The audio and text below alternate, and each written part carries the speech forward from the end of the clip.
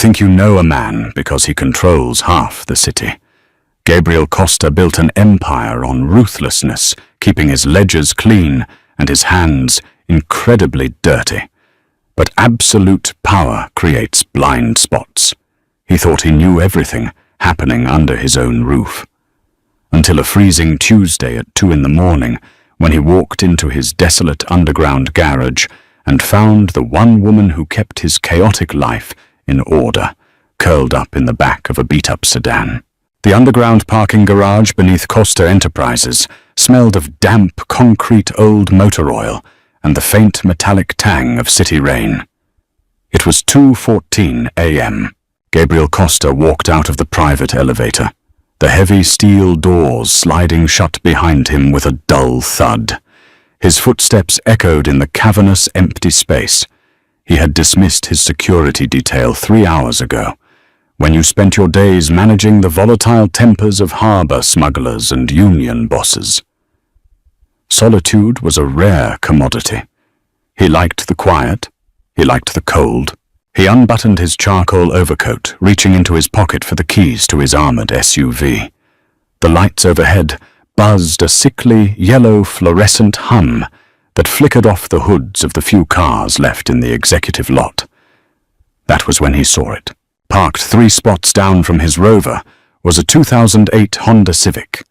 The paint was peeling off the rear bumper. Rust ate at the edges of the wheel wells. It was an ugly utilitarian thing that aggressively did not belong in a garage reserved for men who wore $10,000 watches. Gabriel stopped.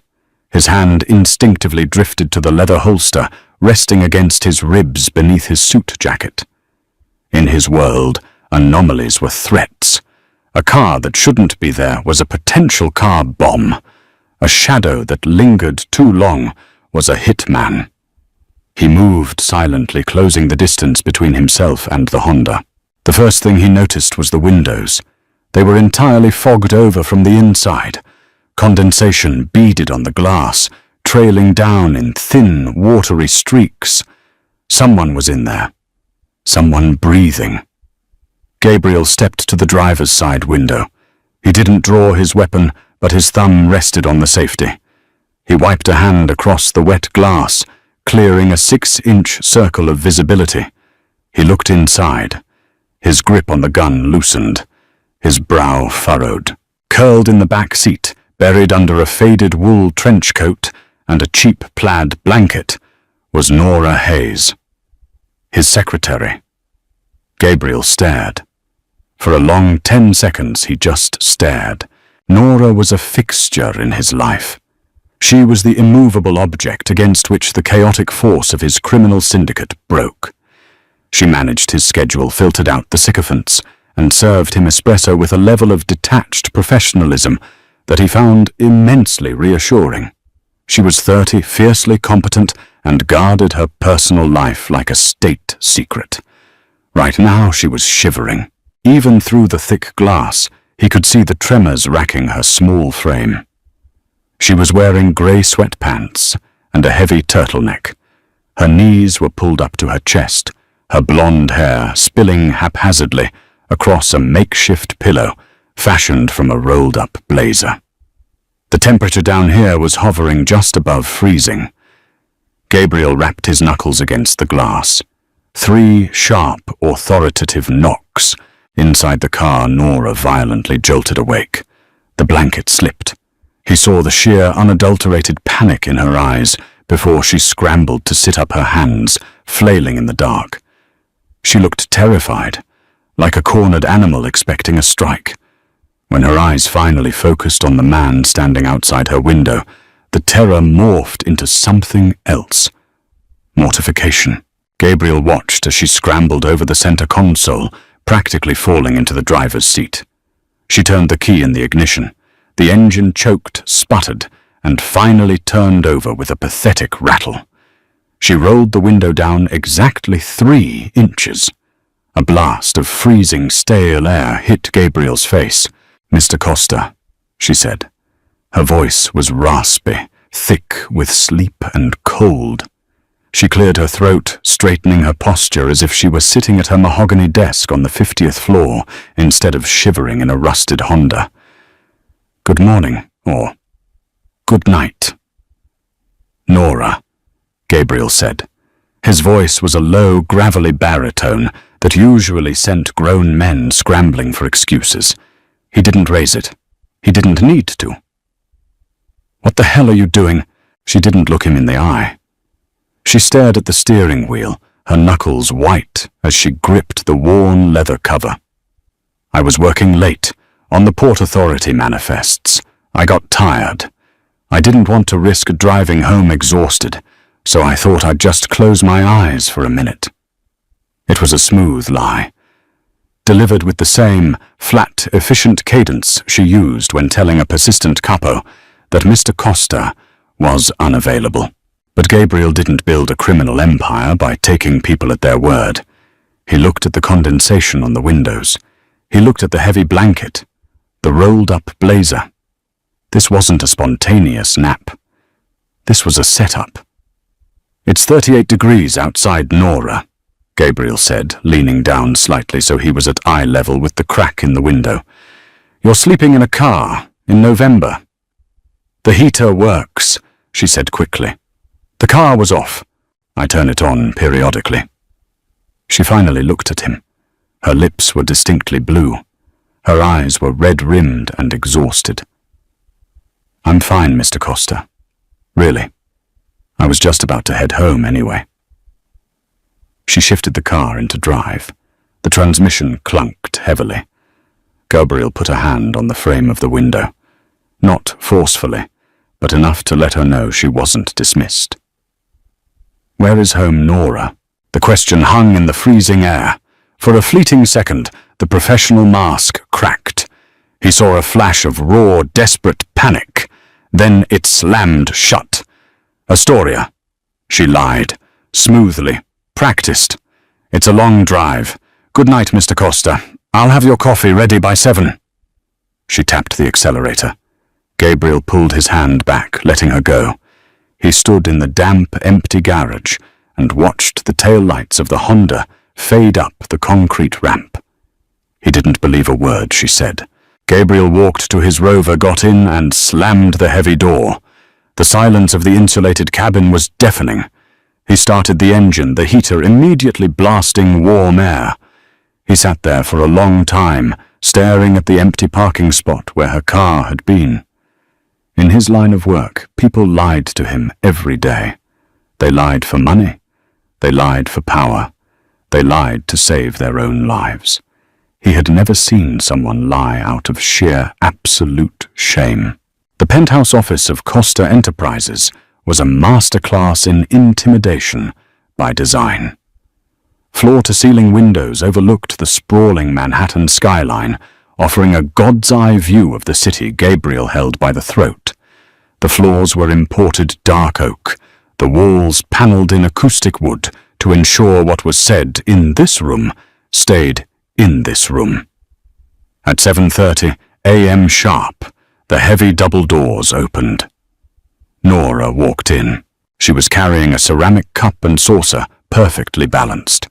She wore a crisp-tailored black pencil skirt and an ivory silk blouse. Her blonde hair was pulled back into a severe, flawless chignon.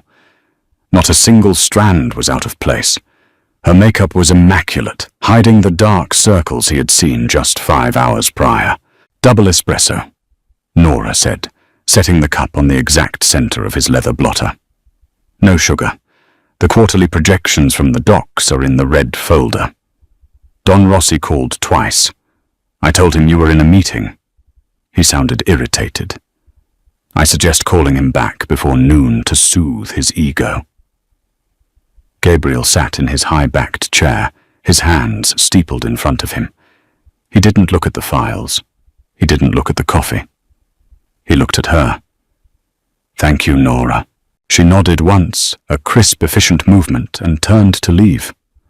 "Hold on," Gabriel said. She paused, turning back slowly. "Sir." In the harsh, unforgiving daylight of the office, Gabriel's trained eyes went to work. He was an apex predator who had survived this long by observing the microscopic details other men ignored. Now that he knew what to look for, the signs were screaming at him. The ivory silk blouse was immaculate, yes, but the collar was frayed at the edges. Barely noticeable, but there. The black skirt was tailored, but it was an older cut. And her shoes, black pumps, polished to a high shine, but the heels were worn down to the metal pins on the inside edge. She was drowning, right in front of him. "Are you feeling all right this morning?" he asked, his voice neutral. "Perfectly fine, Mr. Costa." "Why do you ask?" "You were up late." "I operate well on little sleep." She offered a polite, closed-mouth smile. It didn't reach her eyes. "Is there anything else?" "Not right now." She left the room, pulling the door shut with a soft click. For the rest of the morning, Gabriel found himself entirely unable to focus on the illicit logistics of his empire. At 10 a.m., he held a meeting with two captains from the Bronx regarding a missing shipment of untaxed liquor. The men were loud, aggressive, gesturing wildly. Nora sat in the corner of the room, taking shorthand notes. Gabriel watched her. He noticed the way she discreetly adjusted her posture to hide a subtle shiver despite the thermostat being set to a comfortable 72 degrees. The cold from the garage was still in her bones. At 12:30 p.m. he walked out to her desk. She was typing furiously. Next to her keyboard was a styrofoam cup of hot water and a packet of free break room crackers. "You're not going out for lunch?" Gabriel asked, leaning against the edge of her desk. Nora didn't look up from her monitor. "Heavy workload today. I'll eat at my desk." "With crackers." "I have a sensitive stomach today, sir." Another lie. Quick, effortless. Gabriel pushed off the desk and walked back into his office. He picked up his secure phone and dialed his head of security, a hulking, silent man named Elias. "Elias," Gabriel said, staring out at the grey city sky. "Pull the security footage from the executive garage. The last 3 weeks. I want to know how many nights the Honda Civic didn't leave the lot." "Boss." Elias sounded confused. He was used to tracking rival mobsters, not sedans. "Just do it. Call me when you have the number." Gabriel hung up. He paced the length of his office. He was angry, though he couldn't pinpoint exactly who he was angry with. Was it Nora for lying to him? Or was it himself for being so entirely consumed by his own power and problems that he didn't realize the woman managing his life was sleeping on concrete? 20 minutes later, the internal phone buzzed. Gabriel picked it up. 21, Elias said. Gabriel gripped the phone tight. 21 what? The Honda. It hasn't left the underground garage at night for 21 days straight. She drives it out in the morning, parks it a few blocks away, and brings it back down into the garage after 6 p.m. when the lot clears out. Boss, is there a security breach? Gabriel closed his eyes. 21 days. 3 weeks. No breach, Elias. Erase the footage. Nobody else sees it. He slammed the receiver down. He looked through the glass partition, separating his office from the antechamber. Nora was on the phone, nodding her face, composed in a mask of absolute professionalism. She was handling a multi-million-dollar supply chain dispute with a calm, even tone. She was a ghost, fading away right in his lobby. Gabriel hit the intercom button. Nora, in my office. Now. A moment later, she walked in, notepad in hand. Yes, Mr. Costa. Close the door. She hesitated. The command was sharper than his usual requests. She pushed the heavy wooden doors shut and stood in the center of the room, her pen hovering over the paper. Gabriel didn't sit. He walked around his desk, closing the physical distance between them. He stopped a few feet away, towering over her. He was a physically imposing man, broad-shouldered and sharp-jawed, with eyes the color of dark slate. He used his presence to intimidate, but right now he was just trying to break through the armor. "You weren't too tired to drive last night, Nora," Gabriel said. He didn't yell. The quietness of his voice made it worse. It made it inescapable. Nora stiffened. Her pen stopped moving. "Mr. Costa, we discussed this." "We didn't discuss anything. You lied to me. I let it go because it was 2 a.m. and you were freezing." He took a step closer. "You've been sleeping in my garage for 21 days. The color completely drained from her face. The flawless porcelain mask cracked violently. Her breath hitched a tiny involuntary sound. She looked toward the door, a sudden flight response kicking in, but Gabriel shifted, blocking her path. "I'd prefer to keep my personal life personal," she said, her voice shaking slightly. She tried to reinforce the boundary, tried to pull rank in a game where she had none. "You work for me," Gabriel said, his tone turning clinical, deliberately pushing her buttons. "Your problems are my liabilities. A secretary who lives in a car is a security risk. A desperate person is a person who can be bought by my enemies. Are you gambling drugs?" "No." The word tore out of her, sharp and offended. "Then what is it? Because if you don't tell me right now, Nora, you're fired. You can pack your desk." It was a bluff. He would never fire her, but he needed leverage, and he used the only leverage he had over a woman who lived for her paycheck. The threat of termination hung in the air like a guillotine. Nora stared at him. The sheer injustice of the accusation that she was a liability, a drug addict, a gambler ignited something deep within her. The exhaustion, the cold, the hunger, the 21 days of sleeping in a freezing metal box, all of it crashed into the wall of her pride. Her shoulders dropped. The rigid, perfect posture she maintained for years collapsed. Suddenly she didn't look like the untouchable gatekeeper of Costa Enterprises. She looked like a 30-year-old woman who was completely, utterly broken. She let out a harsh, bitter laugh. It was a sound devoid of any humor. "A liability." She repeated, her voice dripping with a cynical venom he had never heard from her before. She dropped the notepad on his desk. It hit the wood with a loud slap. "You think I'm selling your secrets to the Moretti family, so I can sleep in a Honda Civic." "I asked you a question," Gabriel said, his voice dropping lower. "Answer it." Nora crossed her arms tightly over her chest, as if holding her own ribs together. She looked away from him, staring out the window at the grey skyline. "My brother," she said quietly. The anger drained out of her, leaving only a hollow, echoing exhaustion. "Leo?" Gabriel remained silent, waiting. "He's 22. She continued, her eyes fixed on the skyscrapers. 3 years ago he was walking home from a shift at a diner. A drunk driver jumped the curb, pinned him against a brick wall. Gabriel felt a cold weight settle in his stomach. He didn't interrupt. Traumatic brain injury. Severe spinal cord damage. Nora said, her voice entirely flat, reciting a medical nightmare she had clearly memorized. He needs round-the-clock care, a feeding tube, physical therapy to keep his muscles from completely atrophying. He can't speak. He can't walk. She finally turned to look at Gabriel. Her eyes were dry. She was long past the point of crying. Insurance covered the first year. Then they decided he had plateaued. They stopped paying for the skilled nursing facility. They said I could take him home and care for him myself.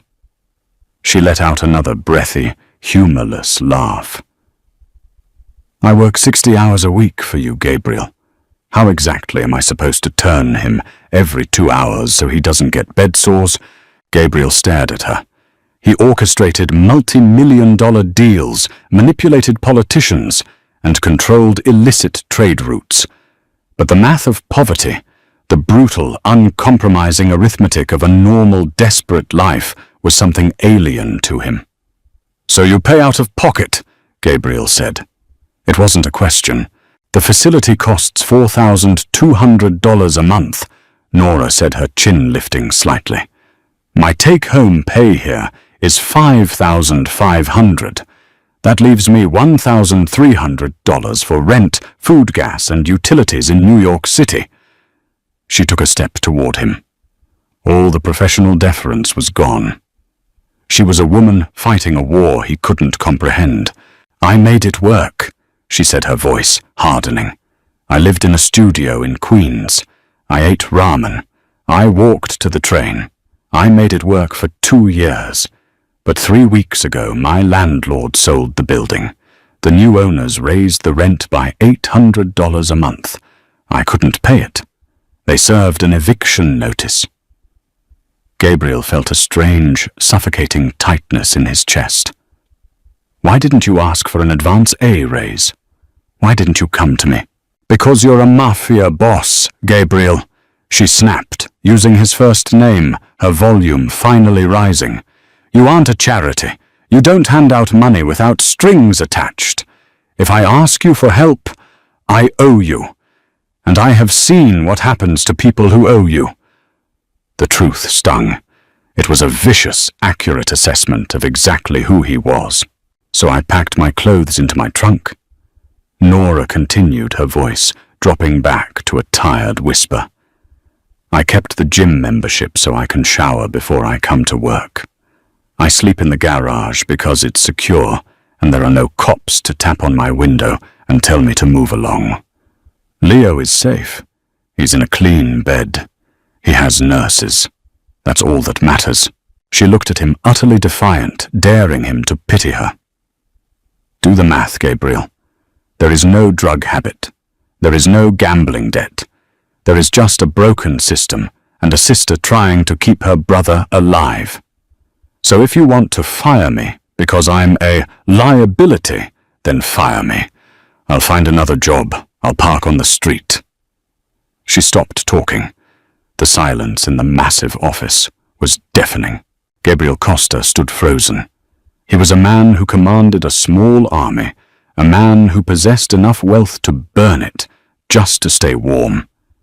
Yet facing this woman, his employee who ironed her clothes in a public gym and starved herself so her brother could live, he was entirely, profoundly speechless. His money was soaked in blood. Hers was soaked in sacrifice. He looked at her worn shoes. He looked at the faint, purple shadows under her eyes. The urge to pull his gun and shoot the very concept of the world that did this to her was overwhelming and entirely useless. "Sit down," Gabriel finally managed to say, his voice thick. "I'd rather stand," she replied stubbornly. Gabriel reached out his large hands, gently but firmly grasping her shoulders. He felt how thin she was beneath the silk. He guided her to the plush leather chair opposite his desk and forced her to sit.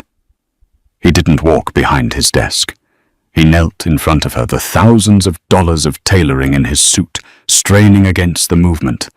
He looked up into her guarded, terrified eyes. "You're not fired," Gabriel said quietly, making a vow that extended far beyond an employment contract. "And you're never sleeping in that car again." Gabriel did not offer to help her pack the trunk of her Honda. He didn't ask if she wanted to stop for dinner. He stood up, adjusted his suit jacket, and slipped effortlessly back into the skin of the man who ran New York's underworld. "Get your coat," he ordered. Nora remained seated in the heavy leather chair. Her hands gripped the armrests. "Gabriel, I told you. I am not a charity case. I don't want your money." "I'm not giving you money," Gabriel said, walking toward the coat rack in the corner. He pulled her cheap faded wool trench coat from the hook and tossed it onto her lap. "I'm giving you an order, as your employer." She stared at the coat. "What kind of order? You possess intimate knowledge of my ledgers, my supply routes, and the names of every judge on my payroll." Gabriel stated, his voice devoid of emotion. He was speaking to her the same way he spoke to his lieutenants, cold, factual, absolute. A woman living in her car, drowning in medical debt, is a target. The Moretti family wouldn't think twice about pulling you off the street and breaking your fingers one by one until you gave them the access codes to the offshore accounts. Nora flinched. The reality of his world, the violence she usually only managed on paper, suddenly felt very close. "I wouldn't tell them anything," she said, her voice tight. "Everyone talks eventually, Nora. Pain is a very persuasive negotiator." Gabriel leaned against his mahogany desk, crossing his arms. "I cannot afford to have a compromised asset walking around my city. Therefore you are moving." "Moving where?" "Costa Enterprises maintains 3 corporate apartments in Midtown for visiting associates and foreign clients. They sit empty 9 months out of the year." He pulled a heavy silver key fob from his pocket and dropped it on the desk between them. It landed with a loud metallic clack. "You will occupy Unit 4B on West 57th. Rent, utilities and security are covered under the company's operational budget. You will sleep in a locked, secure building. If you refuse, you are a security risk, and you are fired. Do we understand each other?" It was a master stroke of manipulation. He knew she would never accept charity, so he made it a mandate. He weaponized her professionalism against her pride. Nora looked at the keys. Then she looked at him. She was smart enough to see exactly what he was doing. The fierce independence in her eyes warred with the bone-deep exhaustion dragging her down. She was so tired. Tired of the cold. Tired of the fear. Tired of waking up with an aching back, terrified a cop was going to shine a flashlight in her face. Slowly her hand reached out. Her trembling fingers closed around the silver fob. "Good," Gabriel said softly. He drove her himself. The armored SUV navigated the rain-slicked streets of Manhattan in heavy silence. Nora sat in the passenger seat, staring out the window at the blurred neon lights of the city. She looked incredibly small against the thick, bulletproof glass. The apartment building on 57th Street was a monolithic slab of black glass and steel. A doorman nodded respectfully as Gabriel walked her through the lobby. They rode the private elevator up to the 4th floor. Gabriel unlocked the door to Unit 4B and pushed it open. The apartment was sprawling, sterile, and impeccably furnished. Floor-to-ceiling windows offered a stunning view of Central Park. The floors were heated. The kitchen was stocked. It smelled like expensive cedar and clean linen. Nora stepped inside. She didn't take off her coat. She just stood in the foyer looking at the massive king-sized bed visible through the open bedroom door. It had a thick down comforter and 6 pillows. Gabriel stopped in the doorway. He didn't cross the threshold. This wasn't his sanctuary, it was hers. "The pantry is stocked. The water is hot," Gabriel said, keeping his tone carefully neutral. He could see the tension vibrating through her spine. If he pushed, she would shatter. "I will see you at the office tomorrow. Don't be late." He turned to leave. "Gabriel." He stopped. He didn't look back. "Thank you," she whispered. The armor was completely gone. Her voice was cracked raw and terrifyingly fragile. "Lock the door behind me, Nora." He pulled the heavy door shut. He stood in the quiet hallway for a long time, listening. A minute later, he heard the deadbolt slide into place. Then, faintly, through the thick wood, he heard the sound of her crying. It wasn't a delicate, cinematic weep. It was an ugly, heavy sobbing. The sound of a woman who had been holding her breath for 3 years, finally exhaling. Gabriel closed his eyes. He tightened his jaw, turned on his heel, and walked back to the elevator. He had a city to run, but suddenly the mechanics of his empire felt entirely trivial. At 7 a.m. the next morning, the heavy double doors of Gabriel's office opened. Nora walked in. She was carrying a ceramic cup and saucer. She wore a navy blue pantsuit.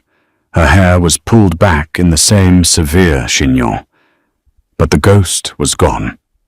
There was color in her cheeks. The dark, bruised shadows under her eyes had lightened. She moved with a fluidity that had been absent for weeks. "Double espresso," Nora said, setting the cup on the blotter. "No sugar. The union reps from the sanitation division are pushing for a renegotiation." I put their demands in the blue folder. Gabriel watched her. He didn't touch the coffee. "Did you sleep?" Nora paused. She met his gaze, her expression unreadable for a fraction of a second, before a small, genuine smile touched the corners of her mouth.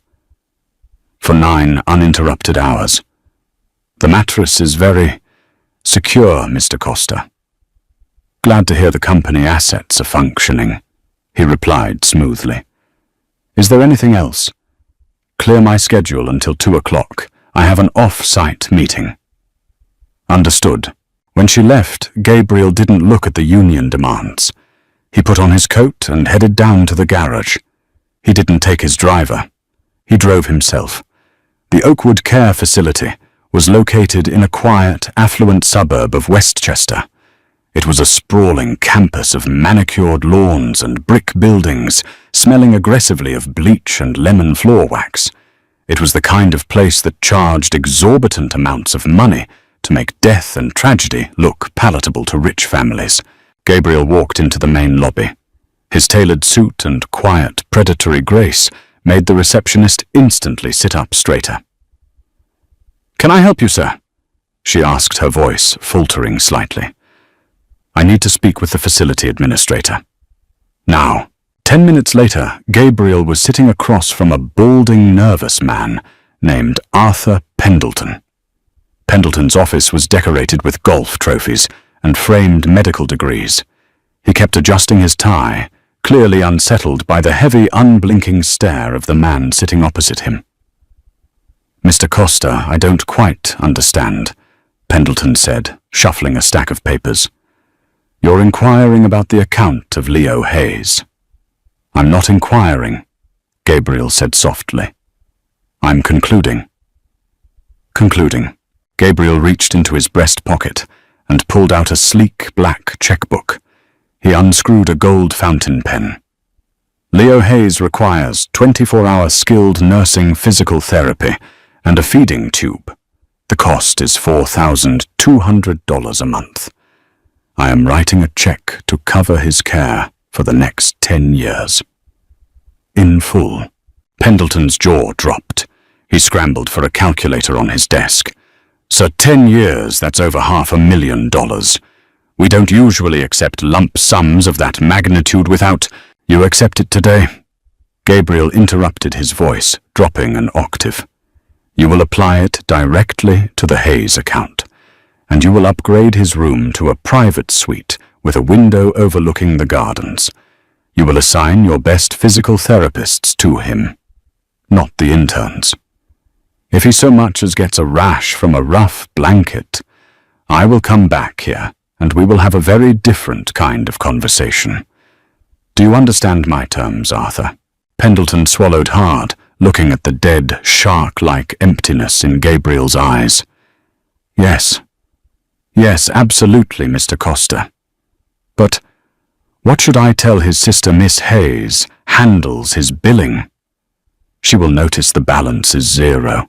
Gabriel finished writing the check. He tore it from the book and slid it across the desk. "You will tell her a private grant was approved. An anonymous donor. If you mention my name or describe me to her, I will buy this facility and turn it into a parking lot. Am I clear, dear?" "Crystal clear, sir." Gabriel stood up. He walked out of the facility, the air feeling a little lighter in his lungs. But he wasn't done. He got back into his SUV and dialed his head of security. "Elias," Gabriel said into the Bluetooth receiver. "Boss? Find out who owns the apartment building at 412 33rd Street in Queens, the one that was just sold 3 weeks ago. Find the new landlord." "Give me 5 minutes," Elias said. Gabriel drove back toward the city. When the phone rang, he answered immediately. Property was bought by a development group called Vertex Holdings, Elias reported. CEO is a guy named Richard Vance. Buys up cheap buildings, hikes the rent to force out lower-income tenants, then flips the units to yuppies. You want him touched. In Gabriel's world, touched meant a broken kneecap in a dark alley. It was tempting. It would be immensely satisfying to hear the man who put Nora in a freezing car scream. But Gabriel was a businessman. Violence was loud, paperwork was silent. No, Gabriel said. Call the family accountant. I want to buy Vertex Holdings. Hostile takeover. Tank their stock, buy the debt, do whatever you have to do. I want controlling interest by Friday. Boss, they're not exactly in our portfolio. Why do we want a mid-level real estate firm? Gabriel stared at the Manhattan skyline growing larger through his windshield. Because I want to fire Richard Vance, personally. When Gabriel returned to the office at 2:30 p.m., the building felt different. The air was charged. He walked past Nora's desk. She was typing rapidly, a small, focused frown between her brows. She didn't look up as he passed. He went into his office and closed the door. He sat in his chair, feeling the residual adrenaline of a morning spent asserting dominance. He had fixed it. He had neutralized the threats. Nora was safe. Leo was safe.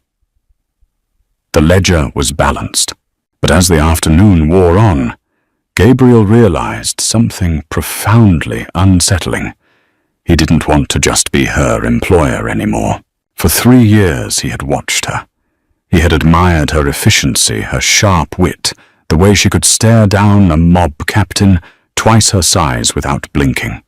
But seeing her shivering in that car, seeing the sheer, unbreakable core of her devotion to her brother, it had shifted something tectonic inside him. The professional boundary they had maintained was no longer a wall. It was a cage. And Gabriel Costa didn't like cages. It took exactly 48 hours for the lie to unravel. Thursday evening, 6 p.m. The office was empty, the heavy silence of the 50th floor broken only by the hum of the HVAC system. Gabriel was reviewing a contract for a shipping union when his office doors flew open. Nora stood in the doorway. She wasn't holding a notepad. She wasn't carrying coffee. Her face was flushed, her chest heaving, as if she had just sprinted up all 50 flights of stairs. In her hand, she clutched a crumpled piece of paper. Gabriel slowly set his pen down. He knew exactly what this was. "Close the door, Nora," he said calmly. She stepped inside and kicked the heavy door shut behind her. The sound echoed like a gunshot. She marched across the room and slammed the crumpled paper onto his desk. "A private grant," she said, her voice shaking with a dangerous, barely suppressed rage. "An anonymous benefactor focused on traumatic brain injuries. That's what Arthur Pendleton told me on the phone 20 minutes ago." He sounded like he was reading a script with a gun to his head. Gabriel looked at the paper. It was a printed invoice from the Oakwood Care Facility. The balance was 0. "That's excellent news," Gabriel said smoothly, leaning back in his chair. "You must be relieved." "Don't," Nora hissed, leaning over his desk, planting both hands flat on the leather blotter. She was inches from him now. He could smell her perfume, something subtle like vanilla and rain. "Do not play games with me, Gabriel. I know it was you. Pendleton was terrified. Who else terrifies people into taking $500,000? If you know the answer, why are you asking the question?" "Because I told you I didn't want your money," she yelled, the professional facade completely obliterated. Tears of absolute frustration sprang to her eyes, though she refused to let them fall. "I told you I don't want to owe you. You just bought my brother's life for the next 10 years. You bought me. I am entirely, completely owned by a mob boss." She pushed off the desk, pacing wildly across the room, running a hand through her perfectly styled hair, ruining the chignon. Strands of blonde fell around her face. "How am I supposed to pay you back?" she demanded, spinning around to face him. "I can't. I will never make that kind of money.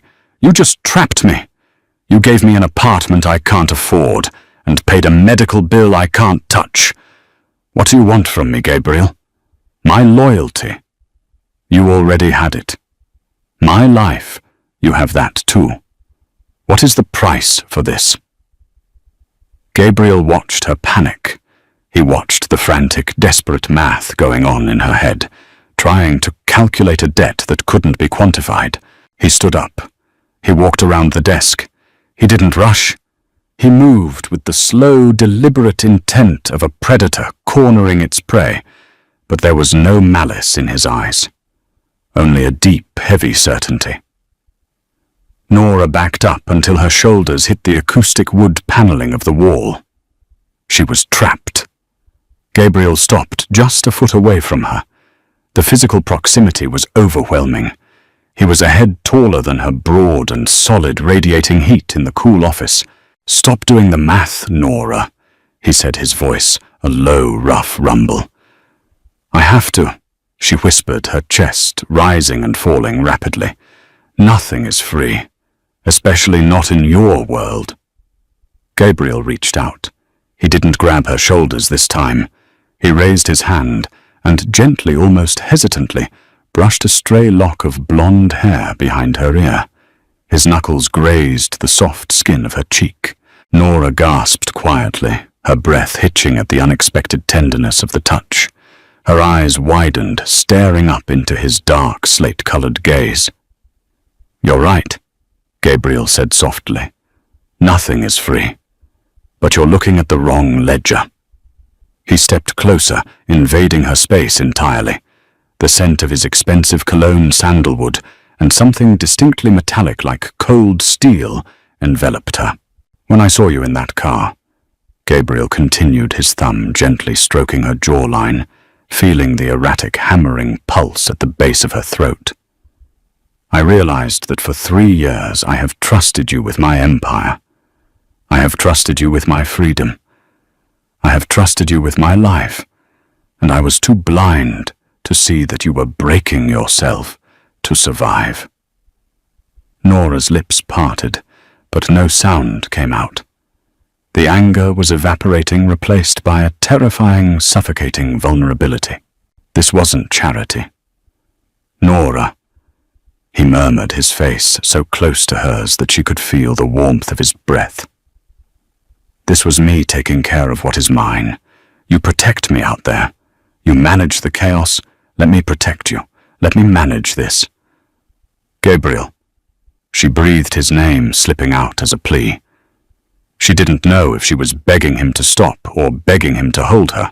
"You don't owe me money," Gabriel said fiercely, his eyes locking onto hers, stripping away every lie, every defense they had ever built between them. "I don't want your debt. I don't want your gratitude." "Then what do you want?" she whispered, her voice trembling. Gabriel's hand slid from her cheek to the back of her neck, his large fingers tangling in the loose strands of her hair. He tilted her head up slightly. The air in the room was completely still. The silence roared in Nora's ears. "I want you to stop surviving," Gabriel said, his voice dropping to a rough, raw whisper. "And I want you to let me be the reason you finally live." He didn't kiss her. He didn't need to. The promise in his words was heavier than any physical claim. He stood there holding her against the wall, absorbing the frantic beating of her heart, waiting for the woman who fought the whole world by herself to finally surrender her armor to him. Nora did not melt into him. She didn't collapse and she didn't weep. She was a woman who had spent 3 years holding her spine, rigid against a world trying to snap it.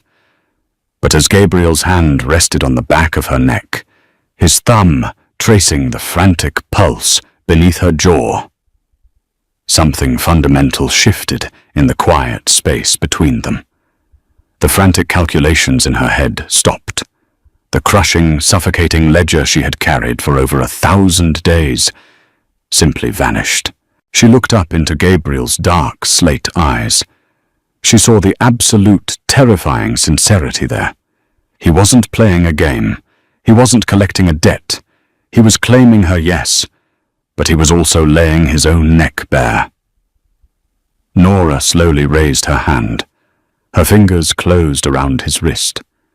She didn't push him away. She just held on to him, anchoring herself to the only solid thing in a room that felt like it was spinning. "Okay," she whispered. The word was incredibly small, yet it echoed louder than a scream. "Okay." Gabriel closed his eyes for a fraction of a second, letting out a breath he seemed to have been holding since he found her in the garage. He rested his forehead against hers.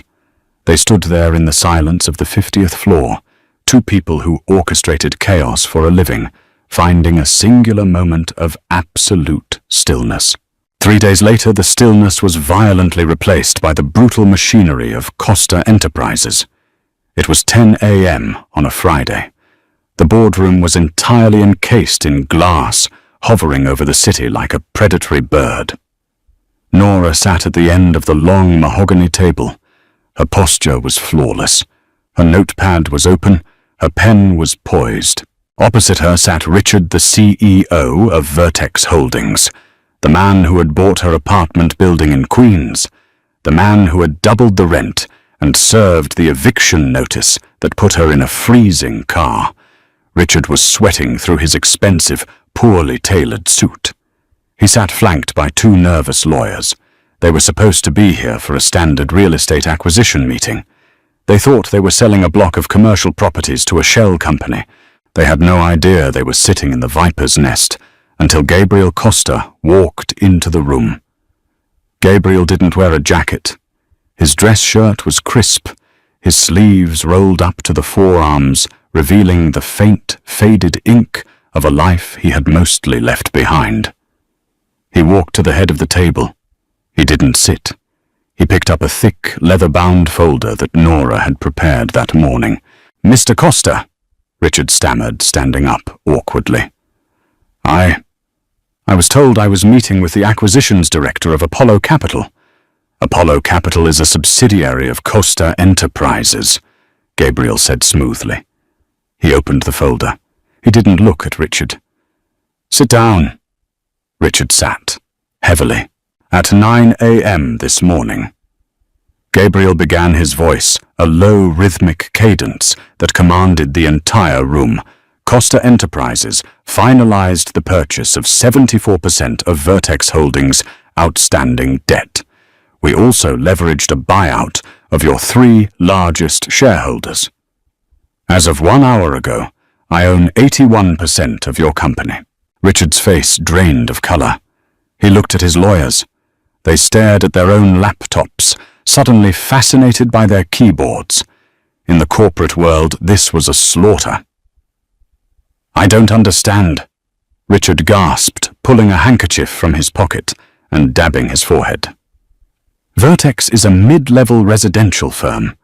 We don't have anything that aligns with your portfolio. Why the hostile takeover?" Gabriel finally looked at him. The slate eyes were entirely dead. It was the look of a man watching a bug struggle before stepping on it. "You manage properties in Queens," Gabriel said. "Specifically a building on 33rd Street. 3 weeks ago, you evicted 20 families to flip the units." Richard swallowed hard. "That's just business, Mr. Costa. The market dictates." "The market dictates what I tell it to dictate," Gabriel interrupted softly. The quietness of his voice made the lawyers flinch. "You displaced an employee of mine. You put her in a position of extreme vulnerability. In my world, that is an attack on my house." Richard's eyes darted around the room, landing wildly on Nora. She sat perfectly still at the end of the table. She didn't smile. She didn't glare. She just looked at him with the cold, detached efficiency of a woman watching garbage being collected. Gabriel slid a single piece of paper across the polished mahogany. It came to rest inches from Richard's trembling hands. "This is your resignation," Gabriel said. "You are forfeiting your severance package. You are stepping down as CEO. If you attempt to fight this in court, I will have my forensic accountants dismantle your life. I know about the offshore accounts in the Caymans. I know about the zoning bribes in Brooklyn. I will hand you to the federal prosecutors on a silver platter, and you will spend the next 20 years in a concrete box." Gabriel leaned over the table, placing his knuckles on the wood. "Sign the paper, Richard." Richard's hand shook so violently he could barely hold the pen his lawyer slid toward him. He scrawled his name on the line.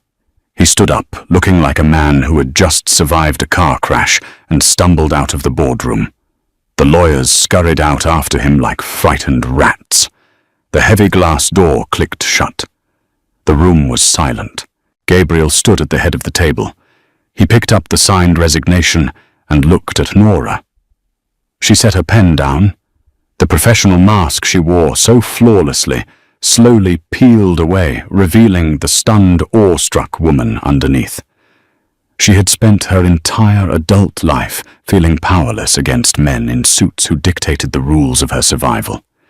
Gabriel had just dismantled one with a single stroke of a pen. He hadn't broken a kneecap. He hadn't fired a gun. He had waged a corporate war exclusively for her. Gabriel walked slowly down the length of the table. He stopped next to her chair. He dropped the resignation paper onto her notepad. "Filing," Gabriel murmured. Nora looked at the signature. Then she looked up at him. A slow, genuine smile, sharp, dangerous, and incredibly beautiful, spread across her face. "I'll put it in the red folder," she said softly. Saturday morning broke with a pale, weak winter sun struggling through the grey New York clouds. Nora stood in the lobby of her new apartment building on 57th Street. She wore a thick cream sweater and dark jeans. She felt rested in a way that felt entirely foreign. Her bones didn't ache. The perpetual low-grade hum of panic that had lived in her chest for 3 years was completely gone. A black armored SUV pulled up to the curb. The tinted window rolled down. Gabriel was driving. She walked out into the brisk air, opened the passenger door and climbed in. The cabin was warm, smelling of leather and his sandalwood cologne. "You didn't have to drive me," Nora said, buckling her seatbelt. "I can take the train to Westchester." "I wanted to," Gabriel said simply. He put the car in drive and pulled away from the curb. The drive to the Oakwood Care facility was mostly silent, but it wasn't the heavy, loaded silence of the past 3 years. It was comfortable. It was the silence of two people who had finally stopped pretending. When they walked through the glass doors of the facility, the atmosphere shifted instantly. The receptionist practically vaulted out of her chair. Nurses in the hallway lowered their eyes, pressing themselves against the walls to give Gabriel a wide berth. Arthur Pendleton, the administrator, scurried out of his office, sweating profusely. "Mr. Costa, Miss Hayes, we weren't expecting you." Pendleton stammered, wringing his hands. "Everything is in order. The transfer went smoothly. Just point us to the room, Arthur," Gabriel said, his tone dismissing the man entirely. "Suite 410, East Wing, straight ahead." They walked down the wide, brightly lit corridor. The smell of bleach was still there, but it was fainter here, masked by the scent of expensive floral arrangements lining the halls. Nora stopped in front of the heavy oak door of Suite 410. Her hand hovered over the brass handle. She was trembling. She had spent the last 2 years visiting her brother in a cramped, windowless double-occupancy room that smelled of stale urine and despair. She didn't know what was on the other side of this door. Gabriel stepped back. He didn't touch her. He just stood behind her, a massive, silent shadow guarding her back. Nora pushed the door open. The suite was bathed in natural light. A massive bay window overlooked a meticulously landscaped private garden, the bare branches of the oak trees swaying in the wind. The walls were painted a soft, calming blue. There was a leather recliner for guests, a flat-screen television, and a stack of fresh, high-thread count blankets on a mahogany dresser. In the center of the room, in a state-of-the-art medical bed, lay Leo. He was 22, but his face held the permanent slack innocence of someone trapped between worlds. The feeding tube was neatly secured. He was clean. His hair was washed and brushed. The harsh fluorescent lighting of his old room was gone, replaced by the soft winter sun warming his pale skin.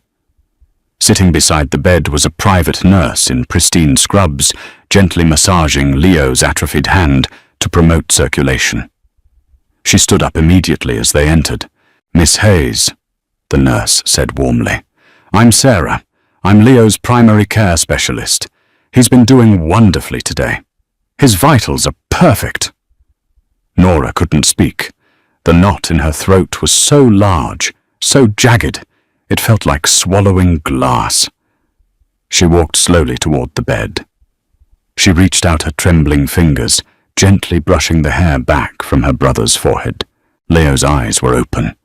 They didn't track her perfectly, and they couldn't convey complex thought, but as Nora leaned over him, his breathing slowed. A tiny, almost imperceptible relaxing of his facial muscles occurred. He knew she was there. He felt safe. Nora's knees finally gave out. She sank into the chair beside the bed, burying her face in the thick blankets near Leo's hip. And she cried. It wasn't the desperate, agonizing sobbing Gabriel had heard through the apartment door on Tuesday night. This was a quiet, steady release. It was the tears of a soldier who had just been told the war was over. She held on to her brother's frail hand, pressing it against her cheek, crying for the years they had lost and the safety they had miraculously found. Gabriel did not enter the room. He stood in the hallway, leaning against the doorframe, his hands stuffed deep into the pockets of his dark overcoat. He watched the private nurse quietly excuse herself, slipping past him with a nervous nod. He watched the woman who practically ran his syndicate cry into a hospital blanket. Gabriel Costa had taken many lives. He had destroyed families, ruined businesses, and built an empire on the broken bones of his rivals. He knew exactly what he was. He was not a good man. But as he looked at Nora, watching the terrible, crushing weight finally lift from her shoulders, he realized this was the only genuinely good thing his money had ever done. 10 minutes later, Nora stood up. She wiped her eyes, kissed Leo's forehead, and walked out into the hallway. The door clicked softly shut behind her. She looked at Gabriel. Her eyes were red-rimmed, but the exhaustion was entirely gone. She looked radiant. She looked alive. "He has a window," Nora whispered, her voice cracking. "He can see the trees. I used to tell him about the trees outside our old apartment." "I made sure it faced south," Gabriel said quietly. "Better light in the afternoon." Nora took a step toward him. The space between them evaporated. She didn't hesitate. She reached up, grabbed the heavy wool lapels of his overcoat, and pulled him down to her. She kissed him. It was not gentle. It was desperate, grounded, and fiercely real. It was the collision of two people who understood the exact brutal cost of survival in a world designed to break them. Gabriel's massive hands immediately caught her waist, pulling her flush against his chest, his mouth answering hers with a possessive, territorial hunger. He tasted like espresso and danger. She tasted like tears and absolute relief. When they finally broke apart, breathing heavily in the quiet, sterile hallway, Gabriel kept his hands firmly on her hips. "You're mine," Gabriel murmured the words, a low, vibrating promise against her lips. It wasn't a question. It was a fact as solid and unmovable as concrete. Nora looked up at the man who ruled the city's shadows, the man who had bought her brother's life and burned down the company of the man who wronged her. She didn't feel trapped. She felt bulletproof. "I always was," she answered. The transition from secretary to the boss's undisputed partner didn't happen with a formal announcement. In Gabriel's world, power wasn't broadcast. It was demonstrated. 3 weeks passed. The biting chill of November bled into the freezing grey of December. Nora still sat at her desk on the 50th floor. She still managed the schedules, filtered the calls, and organized the ledgers. But the dynamic had fundamentally mutated. When the captains came in to report, they no longer looked past her. They looked at her. They saw the way Gabriel's eyes tracked her across a room. They noticed that she no longer took notes during the sensitive meetings she gave input. She was no longer just the gatekeeper. She was the gate itself. But absolute power always breeds resentment, and blind spots are fatal. It was a Tuesday evening just past 8 o'clock. Gabriel was locked in a brutal negotiation on the docks with a stubborn Irish crew. He had insisted Nora go home. Nora parked the company-issued sedan, a significant upgrade from the rusted Honda, in the secure underground lot of her apartment building. She stepped out, her heels clicking against the concrete, the sound echoing in the cavernous space. "Miss Hayes." Nora stopped. The voice came from the shadows near the elevator bank. 2 men stepped into the harsh fluorescent light. They wore cheap leather jackets and the unmistakable swagger of low-level muscle trying to punch above their weight class. Nora recognized the older one immediately. Sal. He was a soldier for Don Rossi, the Bronx capo, who had been furious about Gabriel's new tax on untaxed liquor shipments. Sal smiled. It was a greasy, unpleasant expression. "Mr. Rossi thought you and I should have a little chat. Seeing as you have Mr. Costa's ear these days, maybe more than his ear from what we hear." Nora didn't panic. 3 weeks ago she might have. 3 weeks ago she was a desperate woman sleeping in a car, terrified of drawing attention. Today she was a woman who shared a bed with the devil himself. She slowly reached into her oversized leather tote bag. She didn't pull out mace. She didn't pull out a gun. Her hand found the small, heavy panic button Gabriel had explicitly instructed her to keep in her pocket at all times. She pressed it, feeling the silent double vibration confirm the signal had been sent directly to Elias Gabriel's head of security. Don Rossi is a regional distributor who barely hits his quarterly quotas. Sal. Nora said, her voice entirely flat. She didn't back away.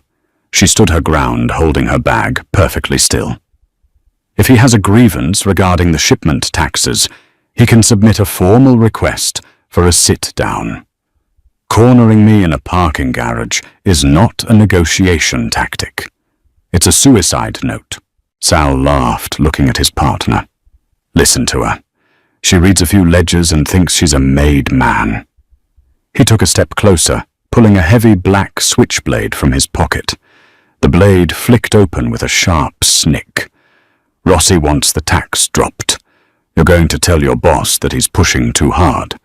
Or maybe we mess up that pretty face, and Gabriel gets the message when you show up to work tomorrow, looking like a Picasso painting. Nora looked at the knife.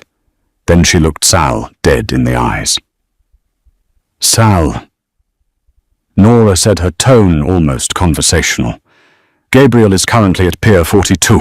With Elias driving, it will take him exactly 9 minutes to get here. I pressed a silent alarm 3 minutes ago. Sal's grin faltered. His partner nervously glanced over his shoulder towards the garage entrance. You're lying, Sal sneered. I manage his schedule. I manage his security protocols.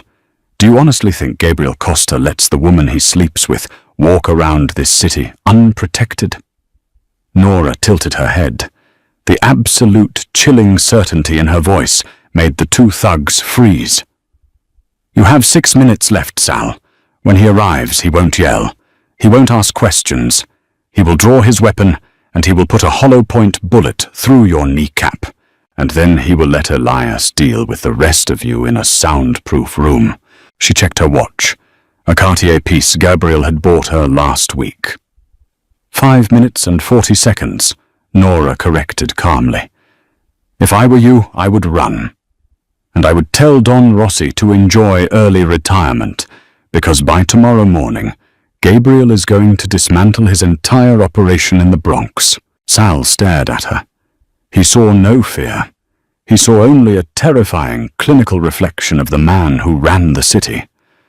Nora wasn't a civilian caught in the crossfire. She was the collateral damage that had learned how to shoot back.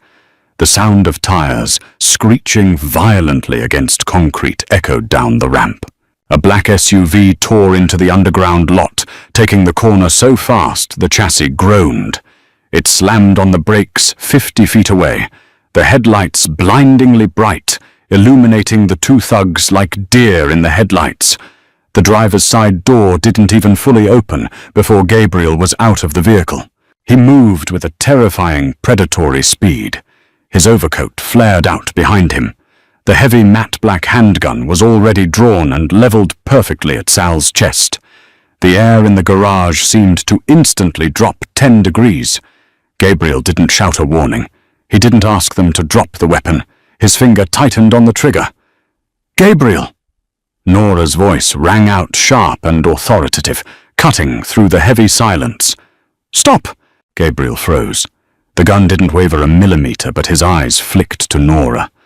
She was unharmed. Her posture was relaxed. "They were just leaving," Nora said, looking back at Sal. "Weren't you?" Sal dropped the knife. It clattered loudly against the concrete. He didn't say a word.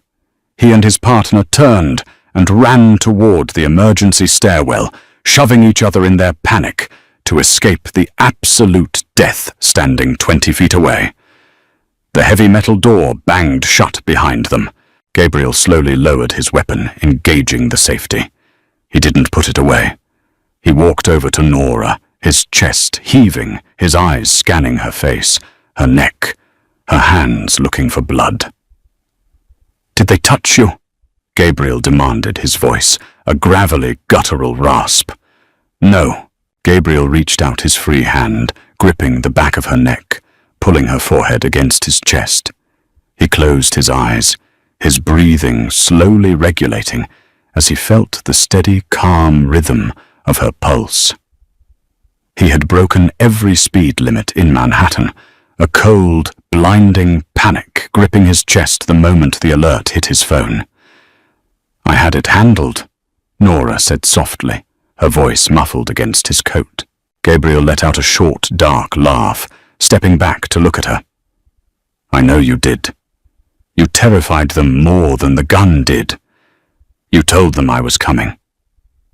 "I told them the exact time of your arrival." Nora corrected, a faint, proud smile touching her lips. "I am still your secretary, Gabriel. I know your schedule." Gabriel looked at this incredible, unbreakable woman, the woman who had slept on concrete so her brother could live, the woman who stared down mob enforcers with a leather tote bag and a watch. He slipped the gun back into his shoulder holster. He didn't just love her. He revered her. "You're not my secretary, Nora," Gabriel said, taking her hand and lacing his fingers through hers. He looked toward the elevator bank, then back down at her. "You're my empire. Come upstairs. We have a Bronx crew to dismantle before morning." Nora squeezed his hand, the heavy silver rings on his fingers pressing into her skin. It was a violent, dangerous world. But for the first time in her life, she wasn't surviving it. She was ruling it. "Let's go," she said. They walked toward the elevator together, leaving the dropped knife on the cold concrete behind them. Two shadows perfectly aligned, stepping into the light. That is how you turn a corporate liability into the queen of the underworld. Gabriel thought he was saving Nora, but in the end, she became the iron spine of his entire empire. Did you love this grounded, intense take on the Mafia Boss and the secretary? If you want more stories where the heroine fights, just as hard as the ruthless men trying to protect her, smash that like button and subscribe to the channel. Share this video with a friend who loves a slow burn romance with high stakes. Let me know in the comments, what was your favorite moment of Nora standing her ground? See you in the next one.